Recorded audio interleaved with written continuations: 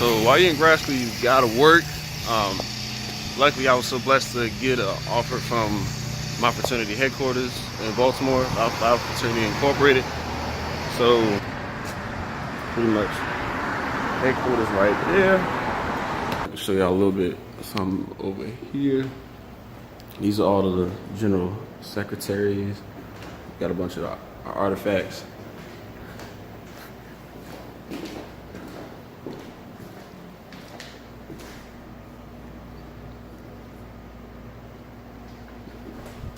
So, got the jewels over there. That's Kimmy over there. More artifacts. We got a lot. It's kind of like a little museum in here. Some of the stuff I can't really show y'all though, but I'll show y'all what I can show. Oh wait, hold on, wait. Gotta show y'all this. MLK's hat. It's a shovel. Alright, see y'all upstairs.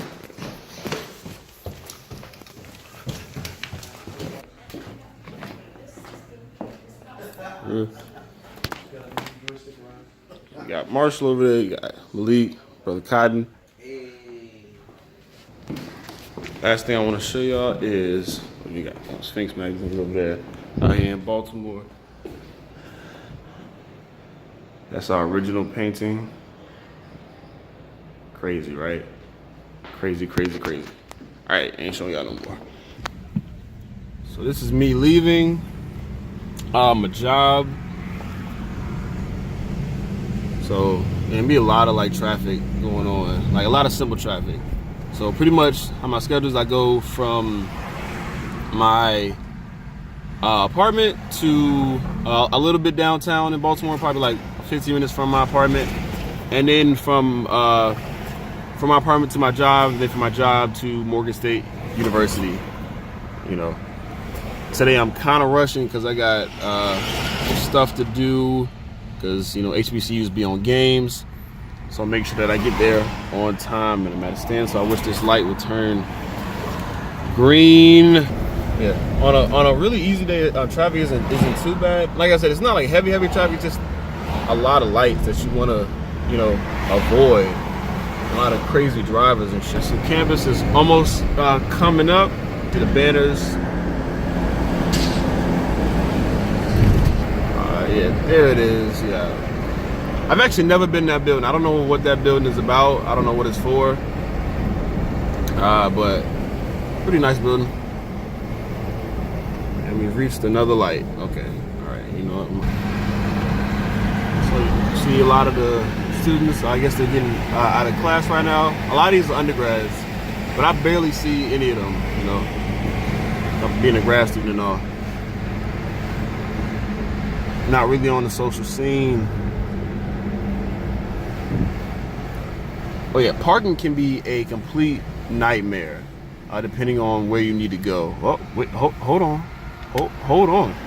I think I just found me a spot. All right, so I'm gonna answer some of these questions while I'm busy doing this.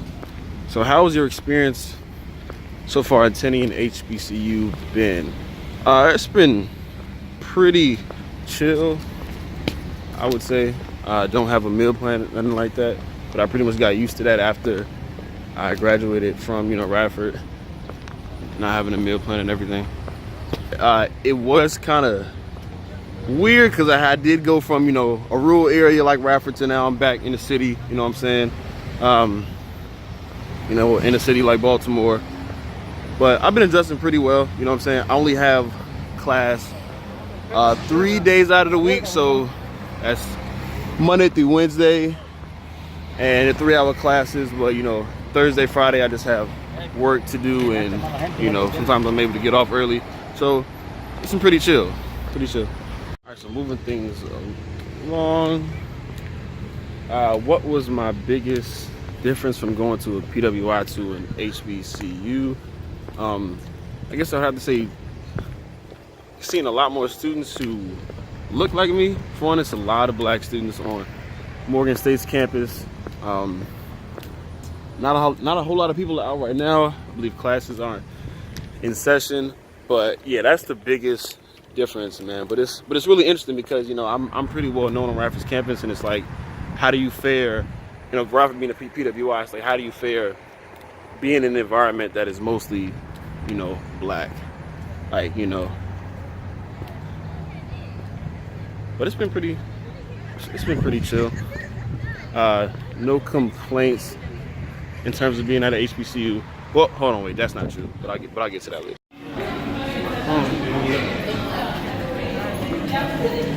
Log in.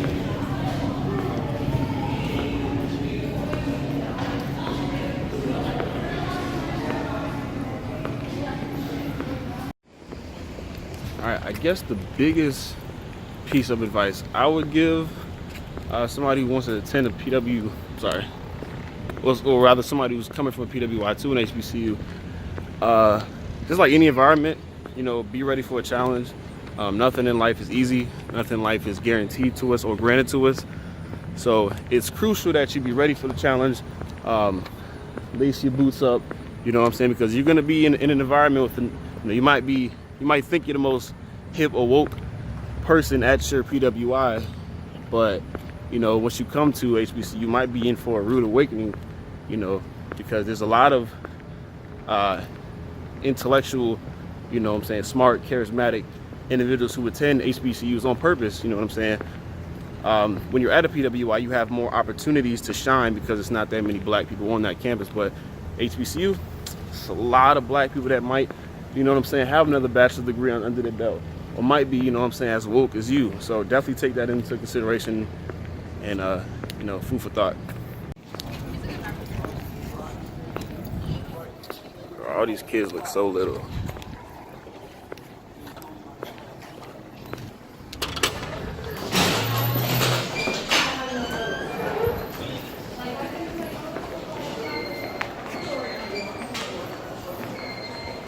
Bookstore.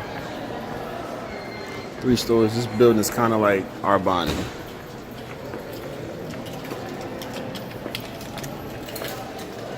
They got the food court down there.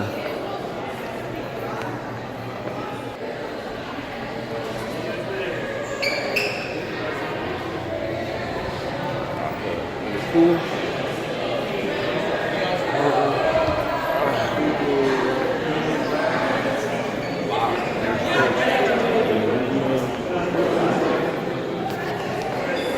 All right, so some of the requirements that I had to go through, you know, transcript, resume, final transcript, resume, updated.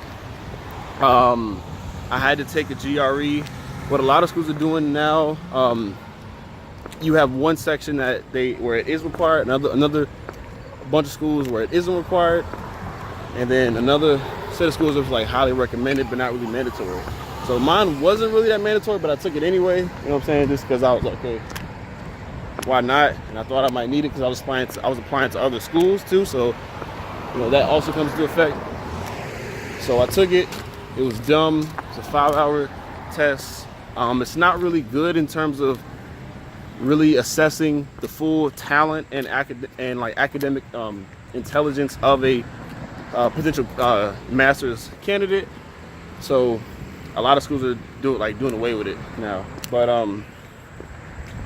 what else did I do? Cover letter, autobiographical, which is pretty much telling, you know, who you are as a person, where you come from, etc., etc. And then on top of that, there's another sort of, I'm sorry, it is so hot out here. Jesus. There's another thing you have to write. It pretty much outlines what you want to do with your degree after you leave. So for me, that's strategic communication and journalism. And I pretty much wrote, you know, what I planned on doing after that, and my hopes are for after I get my master's. How has the administration process been? So to keep it real with y'all, I took like 3 whole days, and I just locked myself in a room and did all my applications. You know, I applied to all my graduate programs. So 3 whole days, and I just, everybody left me alone. I was not disturbed. It also depends on when your deadlines are. A lot of deadlines are either in around like the end of January going to about March, but then also there's a whole bunch of schools who have deadlines at later points in the spring semester. So it all depends on where you're applying for. When you do go to a graduate website, make sure you check on the deadline, because that is crucial. But yeah, I was fortunate enough to get into the programs that I wanted.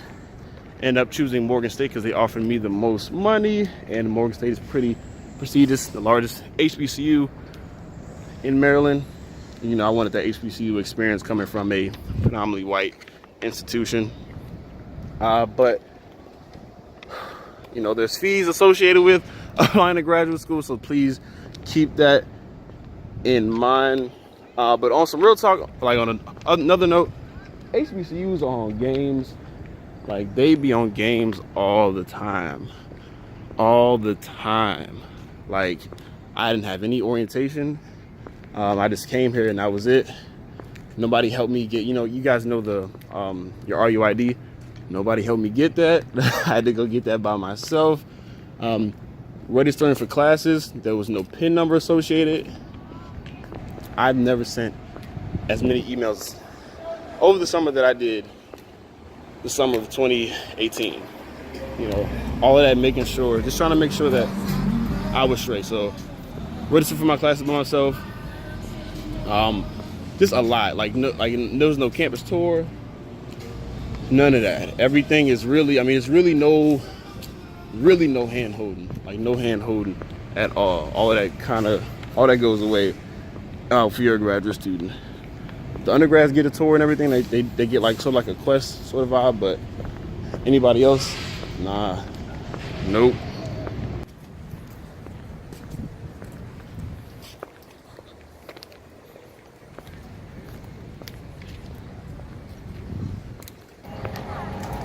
So here we have like this really long bridge over here, connecting the parts of the campus. Oh, another thing you realize, it's a lot of Greek plots on campus. It won't just be like 1 or 2, it'll be like a bunch of Greek plots. And also a lot of the buildings are named after, prominent African Americans. So you got Baldwin House. There's the Thurgood Marshall House on campus. I believe also Harriet Tubman. But yeah, so look, there's you got a Sigma plot over there, and below the trees there's actually a larger AKA plot. Let me see if I can. Yeah, if you can see it right there. But yeah, I ain't going all the way with the fine arts because it's just too hot. I don't got time. All right, just want to show y'all more of campus. So I do have a graduate assistantship. I was fortunate enough to get it simply through correspondence. Like I'm telling you, it's all about who you know. It's all about who you know, who you're willing to talk to. So legit, networking is crucial. That's mainly how I got my graduate assistantship here. So it covers most of my credits, and I also get a stipend, a nice little fat stipend. And the work I do is really not even hard. Like, it's actually really, really chill. So that helps me pay for, stuff like, my apartment, my other bills, books, etc., etc. Oh yeah, the other thing I wanted to mention, financial aid, be on games, like really be on games, I just now got my my refund check, and I've been at school for like a month and a half now, so it's been just ridiculous, just absolutely ridiculous. I got selected for verification. I don't quite understand why, but it is what it is. I got my refund now, so I guess that's all that matters. But yeah, there's a lot of assistantships, fellowships, and scholarships in terms of when you pursue graduate school. So definitely correspond with the graduate studies department. Talk to them, talk to your department, say, hey, are there any scholarships available? any sort of funding. A lot of it goes through the university itself. So you just apply through them, and hope that you get it. But a lot of that begins with communication, and knowing who to talk to, knowing how to finesse. Anybody who knows me knows I know how to work my way around the system. So yeah, some words to the wise. All right, y'all, so I'm gonna close with this. In a nutshell, that's my campus, a very large campus. I'm sweating out here, but it's cool. I'm doing it for my ratty people back home. I'm very happy to have gained a lot of my undergraduate experience. It's been extremely beneficial to sort of my success here and what I plan to do and how I plan to navigate, being in a new city, in a new environment, new institution, etc., etc. Real quick, shout out to DAP. I love y'all. My baby over there. Wait, let me show y'all. That's my college right there. So yeah, I gotta take this long bridge to get over there. But yeah, if you are considering applying for graduate school, I commend you. It's a great opportunity to elevate yourself intellectually and also network with tons of people. I mean, I just really can't stress that enough. The opportunities are so massive, so massive.